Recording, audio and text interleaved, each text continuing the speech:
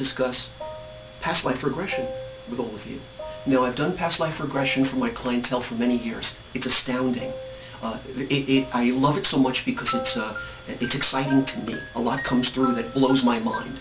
I remember when one gal in particular, being regressed, went into a deep hypnotic state and started to almost speak in, for lack of a better description, either Icelandic or ancient Celtic, antiquitous languages started to come through, and she was totally unaware of it. Thank God I tape record the sessions, because she could hear back how she was speaking fluently. It was mind-blowing. It's great about past life regression. You can do that.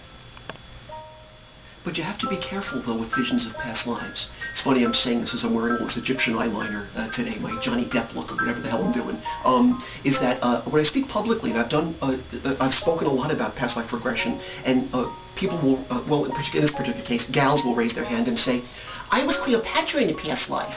And I often have to say to people, well, which one were you? There were 7.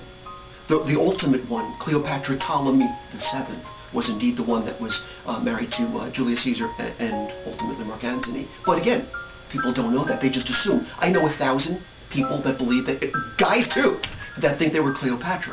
Or, I've heard also when I give my lectures, I was burned as a witch in Salem. They're absolutely positive of it. No witch was burned in Salem. They were all hung. Some were even pressed to death. Giles Corey, he was so indignant that he wasn't a witch that he actually said, more weight.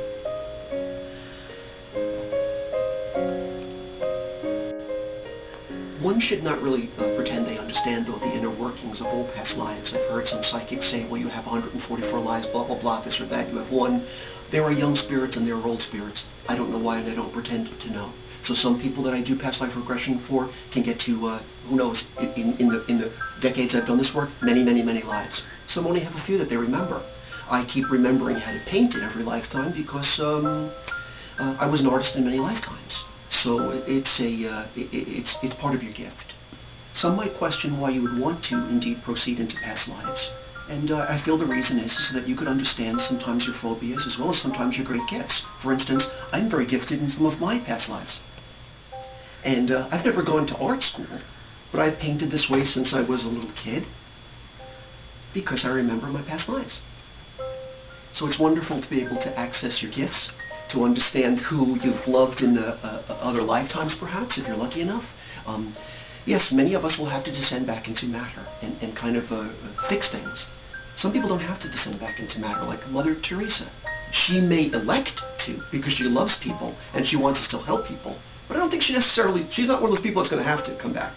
At any rate, it's a way to understand, as I said before, your gifts.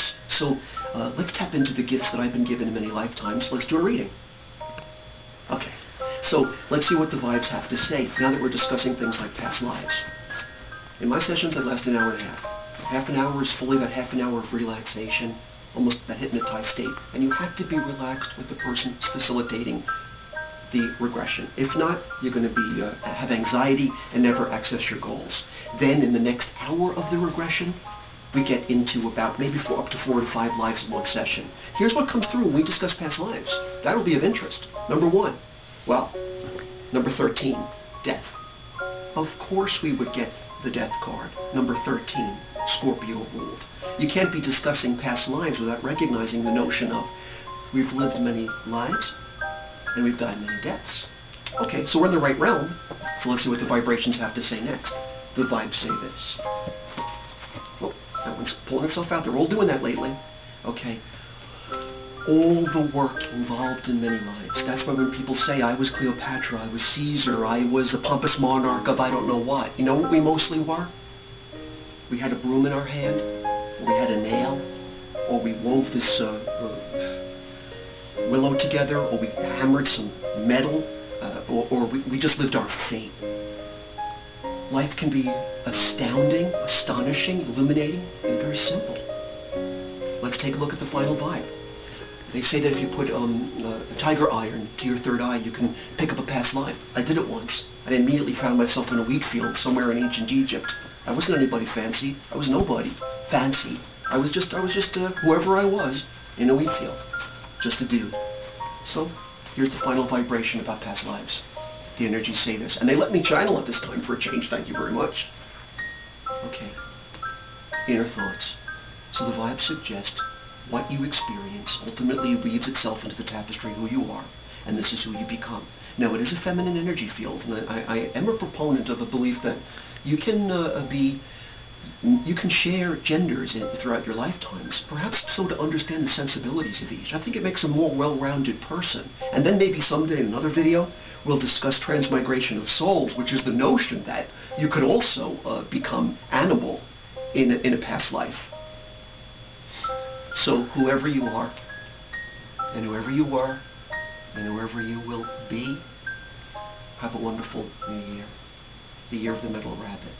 May it be what every day of your life is intended to be. An experience where you learn a little bit about yourself, about others, and how precious all of time is.